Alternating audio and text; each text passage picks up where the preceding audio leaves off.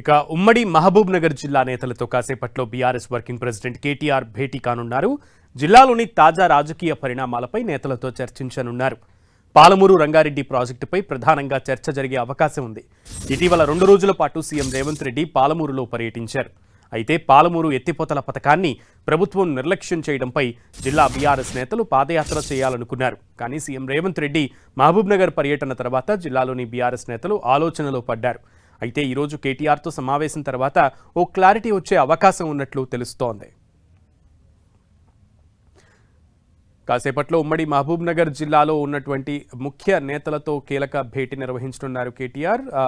సమావేశానికి సంబంధించి పూర్తి సమాచారం మా ప్రతినిధి కరుణాకర్ అడిగి తెలుసుకుందాం. కరుణాకర్. సునీల్, మరి కాసేపట్లో BRS working president KTR Palamuru ఉమ్మడి జిల్లా నేతలతో ప్రత్యేకంగా సమావేశం కాబోతున్నారు. మాజీ మంత్రి లక్ష్మారెడ్డి నివాసంలో ఈ భేటీ జరగబోతోంది. ఈ భేటీలో ఉమ్మడి మహబూబ్ నగర్కు సంబంధించిన మాజీ ఎమ్మెల్యేలు కావచ్చు, ముఖ్యమైన నేతలంతా కూడా ఈ సమావేశంలో పాల్గొంటున్న పరిస్థితిని మనం చూస్తున్నాం. తాజా రాజకీయ పరిణామాలపైనే తాజాగా ఈ సమావేశంలో చర్చించే అవకాశం కనిపిస్తుంది. ప్రధానంగా ఉమ్మడి మహబూబ్ నగర్, ఉమ్మడి పాలమూరు రంగారెడ్డి ఎత్తిపోతల పథకానికి సంబంధించే ఈ సమావేశంలో కీలక చర్చ జరిగే అవకాశం కనిపిస్తుంది. ఎందుకంటే 2.5 ఏళ్ళు కాంగ్రెస్ ప్రభుత్వం ఏర్పడినప్పటికీ కూడా పాలమూరు రంగారెడ్డి ఎత్తిపోతల పథకంపై ఇప్పటి వరకు ప్రభుత్వంలో కదలిక లేదని చెప్పి బీఆర్ఎస్ పార్టీ నేతలు ఆరోపిస్తూ వస్తున్నారు. ఈ నేపథ్యంలోనే ప్రభుత్వ వైఖరికి నిరసనగా పాలమూరు రంగారెడ్డి ఎత్తిపోతల పథకాన్ని త్వరితగతిన పూర్తి చేయాలని చెప్పిన డిమాండ్తో జిల్లా వ్యాప్తంగా పాదయాత్ర చేయాలని చెప్పి బీఆర్ఎస్ నేతలు ఇప్పటికే నిర్ణయం తీసుకున్నారు. అయితే అంతలోనే ముఖ్యమంత్రి రేవంత్ రెడ్డి మొన్న 2 రోజుల పాటు ఉమ్మడి మహబూబ్నగర్ జిల్లాలో పర్యటించారు. ఆయన పాలమూరు రంగారెడ్డి ఎత్తిపోతల ప్రాజెక్టును కూడా ఆయన పరిశీలించారు. త్వరితగతిన పూర్తి చేయాలని చెప్పి అధికారులకు ఆదేశాలు ఇచ్చారు.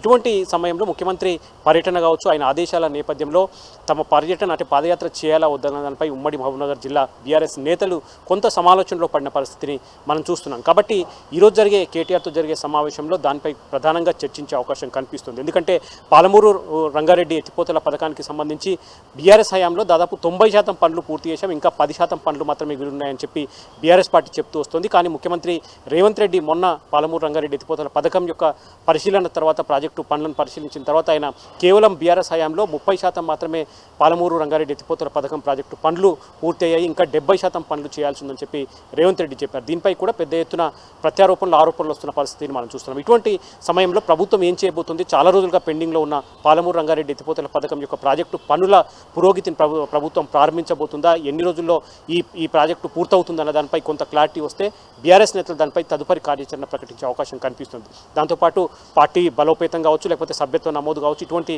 తాజా రాజకీయ పరిణామాలపై కూడా కేటీఆర్ ఈ సమావేశంలో చర్చించే అవకాశం కనిపిస్తుంది. సునీల్. ఓకే కరుణాకర్.